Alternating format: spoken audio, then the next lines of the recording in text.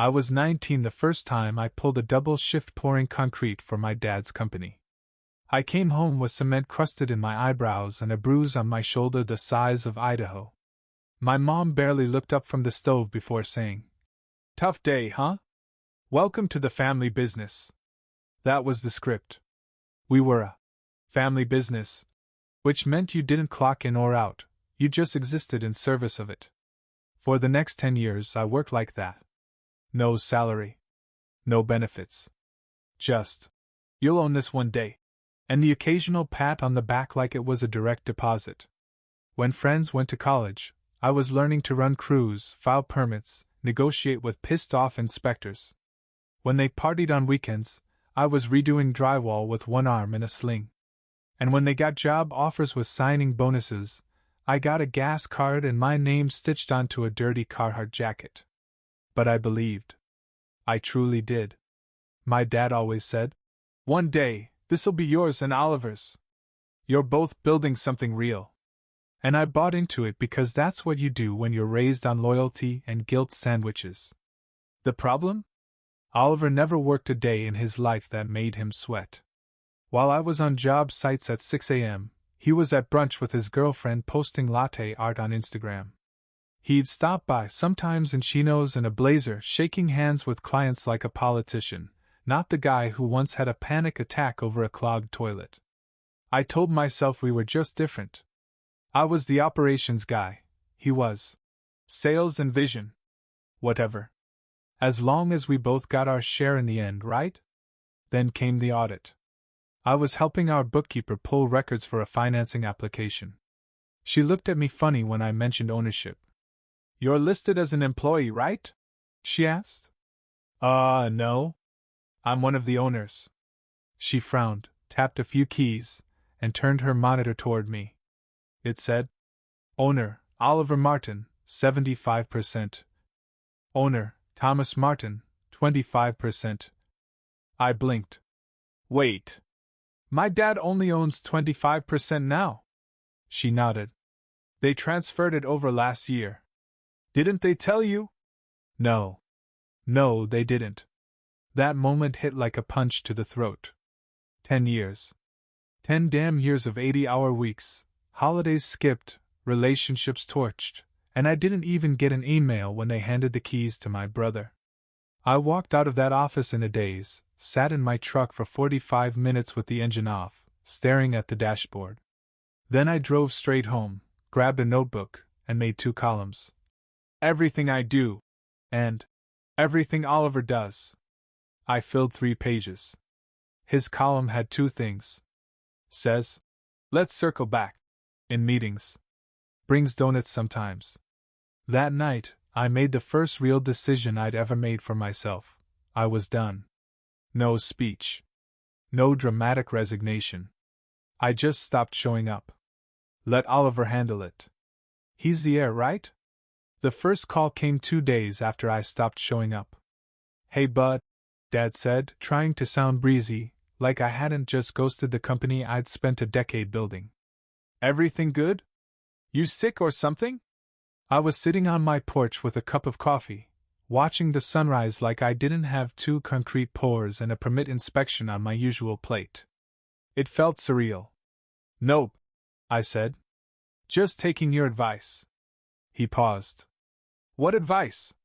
"To trust the future of the company," I replied. "You gave it to Oliver. So I'm letting him handle it." Silence. Long, slow silence.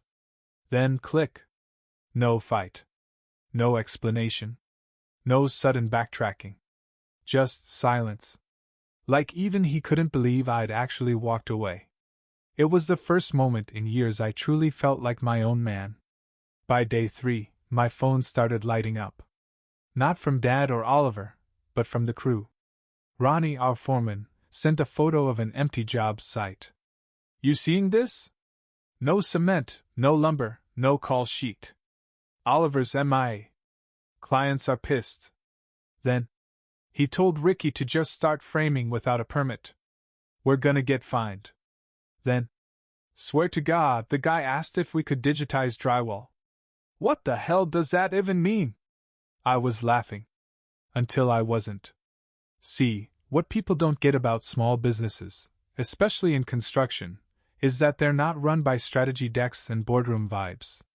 They're run by guys who know how to fix a cracked foundation without spooking the homeowner. By women who balance 3 suppliers on speed dial while wrangling permits in a city office that smells like burnt coffee and despair. And for 10 years, I'd been the one quietly making it all work. The crews didn't follow me because I had a title. They followed me because I had their backs. When a guy's kid needed emergency dental work, I covered it. When another's truck got towed mid-shift, I picked him up. And when someone screwed up a job, I took the heat first, always. Oliver? He once asked if subcontractors could get benefits from our brand. He thought Net30 was a Wi-Fi password. He ordered glossy business cards that said, Chief Innovation Officer, and handed them out at networking mixers where the drinks cost more than our monthly safety gear budget. By the end of the first week, things were spiraling hard. 3 contracts were cancelled. Our main plumbing subcontractor walked out mid-project after Oliver tried to renegotiate rates mid-installation. The supplier that had given us 60-day terms for 5 years suddenly cut us off. Oliver ignored 3 emails and missed a call. But none of that compared to what hit on Friday morning. It was a single-line email from our biggest client, the one that accounted for nearly 40% of our annual revenue. Due to recent concerns and multiple project inconsistencies, we are reevaluating our partnership. That was the first domino. My dad called me within 10 minutes. I let it ring. Then he tried again. And again. I finally picked up on the 4th call, just to stop the buzzing. His voice was tight. Urgent. Edging on frantic. Son, we got a situation with Briarpoint Developments. They're saying something about delays and change orders not being approved. Oliver says you were handling that, but I cut him off. I haven't been in the office in over a week. Remember? Oliver's handling it now. Look, he said, suddenly softer, like he was trying to pull the dad card. I know we should have told you. The ownership thing, it was complicated. Taxes. Estate stuff. We were gonna explain. No, I said. You weren't. You hoped I'd keep working like I didn't know. You just didn't expect me to stop. He didn't reply. 10 years, I said. 10 years of 6 a.m. shifts, Sunday walk-throughs, missing birthdays, holidays, friends' weddings. Hell, I broke up with someone I loved because I couldn't make time to see her more than once a month. And for what? So you could hand everything I helped build to a guy who treats foundation work like an Instagram post? Still silence. Let Oliver handle it, I said, calm and measured. He's the owner, right? I hung up before he could respond. That weekend I sat at home doing something I hadn't done in over a decade. Absolutely nothing. No schedules. No calls. No last-minute runs to Lowe's. I grilled. I drank cold beer. I watched terrible movies. And I didn't answer a single message. My phone kept buzzing with panic, frustration, begging. And every time it did, I gave the same forward reply. Let Oliver handle it. Because sometimes, the loudest statement you can make isn't a scream or a fight. It's walking away, and letting the silence expose everything they took for granted. By the end of week 2, I was no longer the only one ignoring Oliver's calls. Vendors stopped returning emails. Ronnie and 2 other crew leads walked off a site midday because the guy in charge kept asking if rebar could be rescheduled like an Uber ride. My dad, usually unshakable, the kind of man who once duct-taped a broken wrist to finish a siding job, was suddenly in full meltdown mode. The Briarpoint project officially pulled out. Not delayed. Pulled. They'd already hired a rival firm. And that was the client with 3 more commercial builds in the pipeline. The company wasn't just leaking, it was sinking. And me? I was thriving. I'd finally taken a job offer from a friend who ran a mid-sized general contracting firm across town. He'd been after me for years. When you're ready to get paid like a professional, not a family pet, he'd said. It was wild getting a paycheck with my name on it. Benefits. Bonuses. A company card. Paid time off. I got weekends again. And sleep. And the weirdest part? I didn't miss the chaos. I didn't miss the fire drills, the guilt, the constant pressure of carrying the company on my back like some uncredited pack mule. But what I did miss, more than I expected, was the crew. The real ones. The guys I'd worked with for years. The ones who called me boss before I ever had a title. They kept texting me with updates. Oliver told the drywall team to just skip ahead and we'll backfill later. I walked off the site. Told him you'd fire me for less. Manny quit. That's 5 in 1 week. Oliver's panicking. Just saying, place ain't the same without you. I didn't reply to most of them. I didn't want to stir the pot. But I'd be lying if I said it didn't feel good. They remembered. They knew who kept things running. The official breaking point came 2 weeks and 3 days in. Monday morning. I was on a ladder with a framing crew, laughing over someone's playlist when my phone rang. It was my dad. I let it go to voicemail. Then Oliver called. Straight to voicemail. Then Ronnie texted. You might want to check your email. Shit's going nuclear. I washed my hands and opened my phone. One new message. Subject. Urgent meeting request. It was from my dad's personal email. The one he only used for sensitive stuff. Loans, permits, taxes. The email was short. We'd like to talk. About everything. Thursday. 5 p.m. at the office. Please come. No guilt trip. No. We miss you. No. This is still your family. Just desperation wrapped in formality. I didn't reply. I showed it to my new boss, though. He raised an eyebrow. That the family business? Yeah. He looked at me for a second, then said, Want the afternoon off to go flex a little? I grinned. Actually, yeah? Yeah, I do. Thursday, 5 p.m. I pulled up to the office in my new company truck. It wasn't fancy, but it was mine. No busted AC. No weird oil smell. Just reliable, clean, and best of all, paid for. Walking into the building felt surreal. Like returning to a house you grew up in but realizing it's smaller now. The reception desk was empty. Lights flickered in the back hallway. The place looked hollow. I walked into the main conference room, and there they were. My dad, looking 5 years older than the last time I saw him. Oliver, pale and jittery, like someone who'd Googled how to be a boss, and was still on page 1. My mom was there too, unusual. She never got involved in company stuff. But she gave me a small smile, almost apologetic. I didn't sit down. Just leaned against the wall, arms crossed. Dad cleared his throat. We messed up, son. No defense. No spin. Oliver looked like he'd rather swallow glass than admit it, but he nodded too. You were the backbone of this company, Dad continued. You built it. And we took you for granted. I said nothing.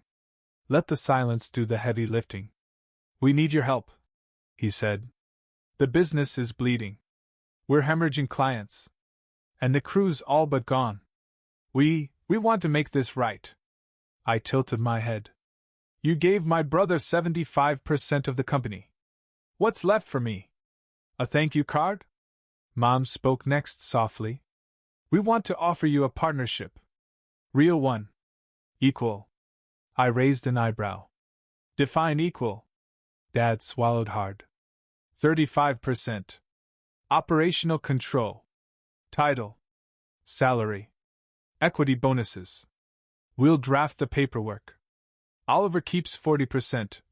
Mom added quickly. But you'll be the one running it. I laughed.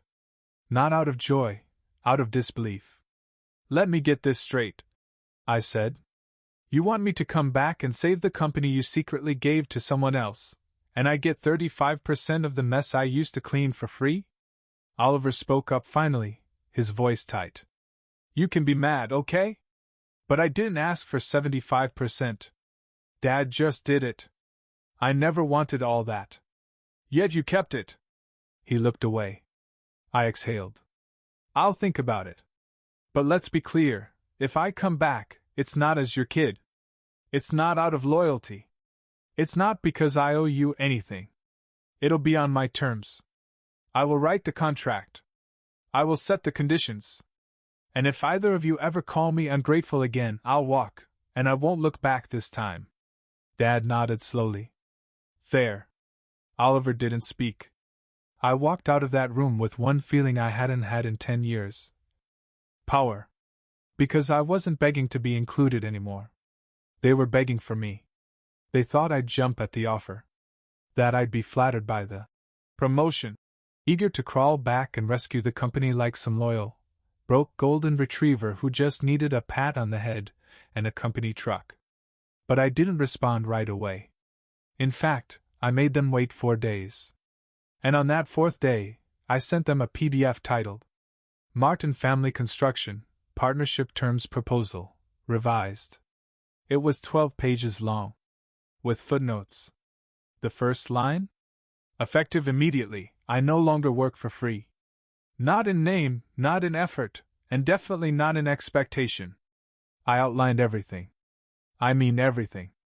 35% equity stake, formalized through a legal filing, not a promise.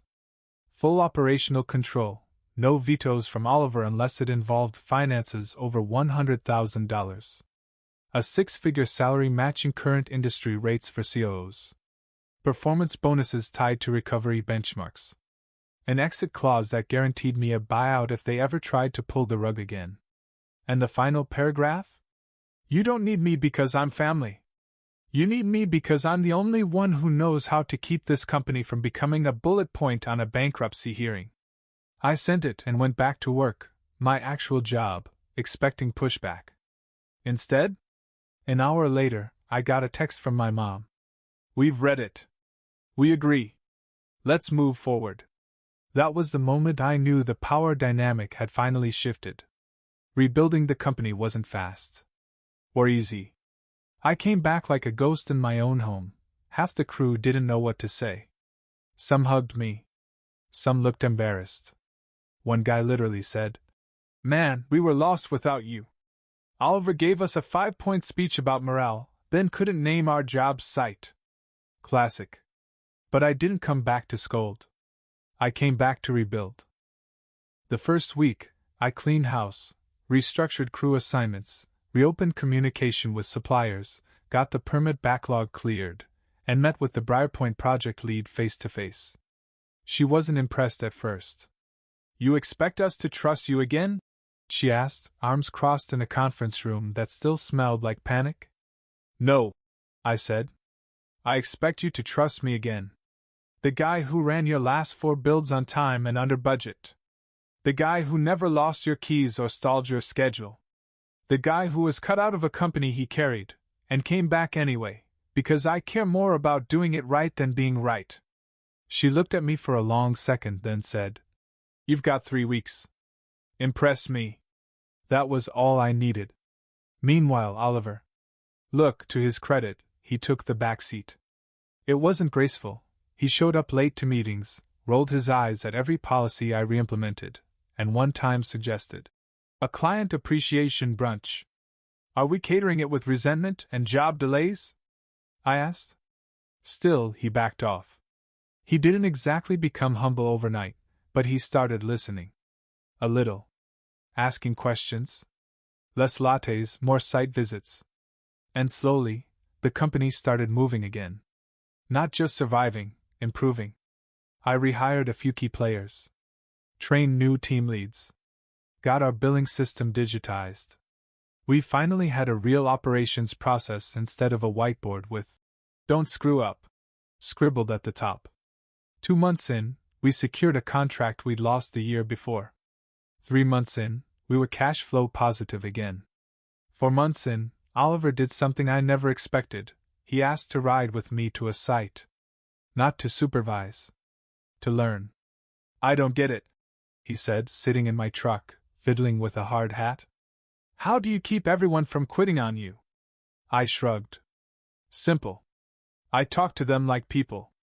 Not interns at your juice startup. He laughed. Okay, fair. I deserve that. We rolled up to a framing job, and for the first time in his life, I watched my brother swing a hammer. It wasn't pretty. But he stayed the whole day. Got blisters. Got sawdust in his mouth. Didn't complain once. That night he texted me. I get it now. I still don't know half of what you do. But I get why they follow you. It wasn't an apology. But it was something. Something real. At the next board meeting, yes, we finally had actual board meetings, I brought donuts. Old habit. As I passed one to Oliver, he said, "You know, maybe we make a decent team." I raised an eyebrow. Don't push it. But yeah, maybe we did. 1 year later, the company was unrecognizable, and I mean that in the best way. We had real processes. A digital system that tracked crew hours, deliveries, permits, punch lists. We were booked out for months, with 2 commercial bids in the final stages. Crew turnover had dropped. Morale was up.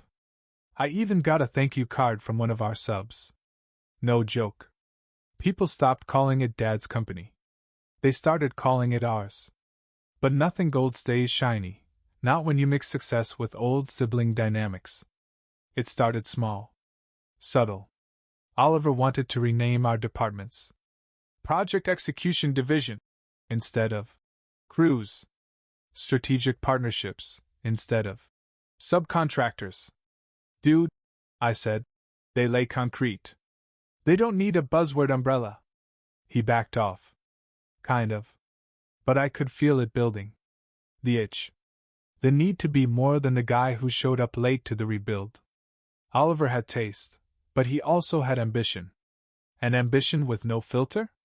That's dangerous. Then came the Seattle proposal. We'd been contacted by a developer expanding into the Pacific Northwest. For mixed-use builds. A multi-million-dollar deal that could double our revenue in a year. But it was a stretch. New permits, new unions, new climate codes. It would require relocating staff, hiring new leads, and stretching our resources thin across 2 states. I told Oliver we'd discuss it, together, after more analysis. So imagine my surprise when I showed up Monday and saw an announcement draft in the shared drive. Martin & Martin Construction expands west with first Seattle contract. COO Thomas Martin to oversee. I stared at the screen, jaw clenched. No meeting. No discussion. Just a public statement, scheduled to send. I stormed into his office. He looked up like I'd just asked for lunch orders. "What's the problem?" he said. "The problem," I snapped, "is you made a multimillion-dollar decision without me, and volunteered me to run it." He waved a hand.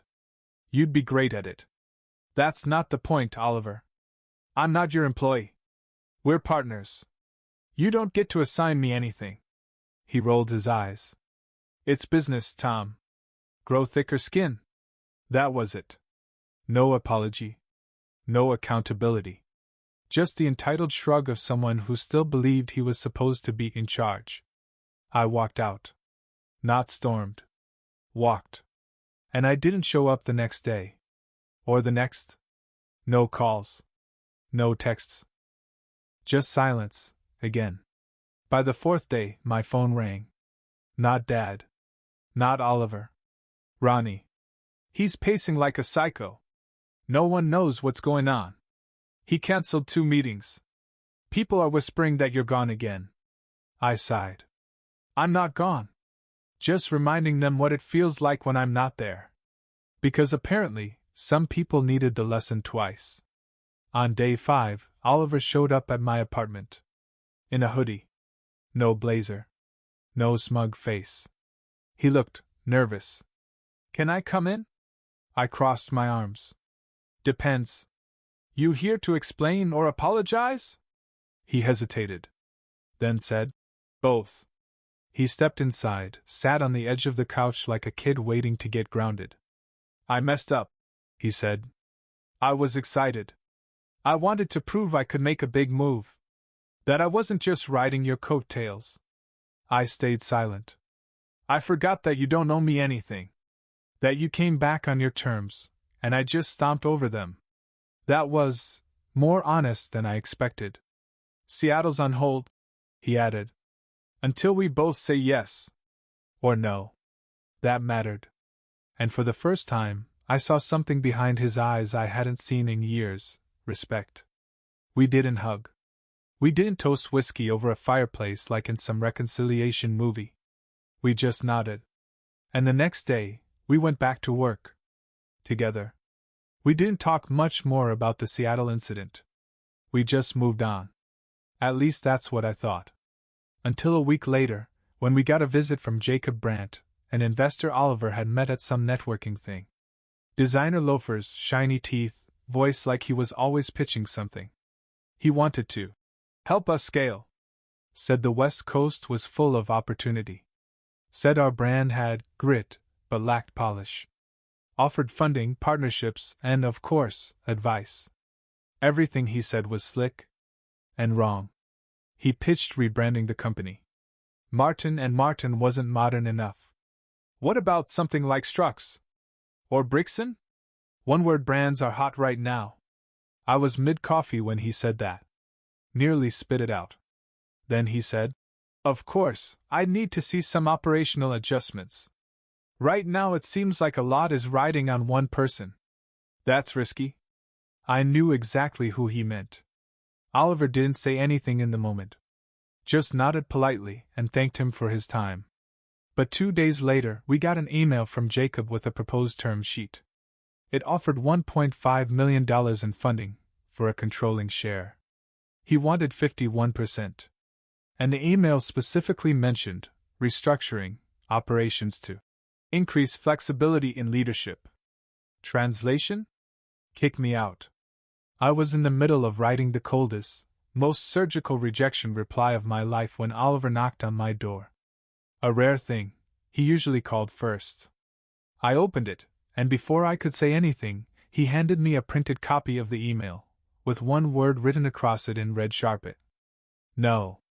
That was it. No speech. No explanation. Just a no. I stared at it.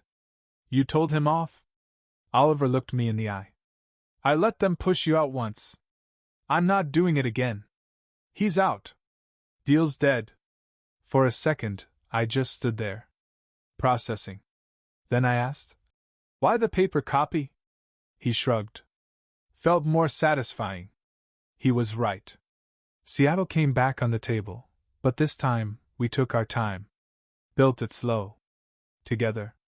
I flew out, scouted local contractors, met with union reps, walked job sites with boots on. Oliver worked the clients, negotiated contracts, put his marketing brain to good use. It worked. Within 6 months, we had our first successful West Coast project underway, on time, under budget, no drama. The company was bigger now, more layered. We had departments. Real org charts. Health insurance. Payroll that didn't involve last-minute checks signed on dashboards. And we still fought sometimes. But something had changed. For the first time, we didn't fight for control. We fought for the company, together. One afternoon, as we locked up after a walk through, Oliver looked at me and said, "You know, I always thought I'd be the one out front. Running things. Being the face. But I see now, you're the reason we have a business at all." I blinked. "Did you just admit I'm better than you?" He smirked. "Don't get used to it." I didn't need him to say it again. Once was enough. It was a quiet Friday when Dad stopped by the office. He doesn't come around much anymore, mostly keeps to the books, occasional handshakes with legacy clients, and the company barbecue where he stands in the corner like he's allergic to small talk. But this time, he walked straight into my office, closed the door behind him, and sat down without saying a word. I looked up from a vendor quote. "You all right?" He nodded, slow. Eyes tired. Like he'd rehearsed this visit for weeks. Then he reached into a folder and pulled out a document, a revised shareholder agreement. I scanned the first line and stopped cold. Thomas Martin, 50% ownership. Oliver Martin, 50% ownership. Thomas Martin, CEO. No more 35%. No more Dad holding quiet sway behind the scenes. No more pretending. Just equal shares. Full titles. Real control. I looked up. I should have done that years ago, Dad said. You earned this before Oliver ever printed a damn business card. It hit me harder than I expected. Not because I needed the title, but because, for once, he wasn't dodging. Wasn't sugarcoating. Wasn't muttering some half-hearted apology while justifying everything he did. He was owning it. I didn't know how to handle having two sons who were so different, he continued. One who talked a big game, and one who just showed up and did the work. I should have known which one builds the house. I didn't speak for a moment. Just sat there with the weight of it all. 10 years of silence, disappointment, brushed off effort. Finally I said, You didn't trust me then. Why now? His answer was simple. Because when everything fell apart, you didn't say, I told you so. You said, let Oliver handle it. And then you walked away. And when we came crawling? You didn't destroy us. You rebuilt us. That landed. He stood, gave me the folder, and paused at the door. For what it's worth, he said, you're the best thing that ever happened to this business. Even if it took me way too long to see it. He left before I could reply. Typical. Now we run a company with over 70 employees, 2 offices, and a waitlist for commercial builds 6 months out. Oliver handles what he's good at, clients, branding, vision. I run the field, the crews, the timelines. We still butt heads. But it's respect now, not rivalry. And sometimes, when I pass the old whiteboard in the storage room, the one that used to say, Don't screw up, I think about writing something new. But I don't. Because the new motto? It's already how we work. Earn it. Together.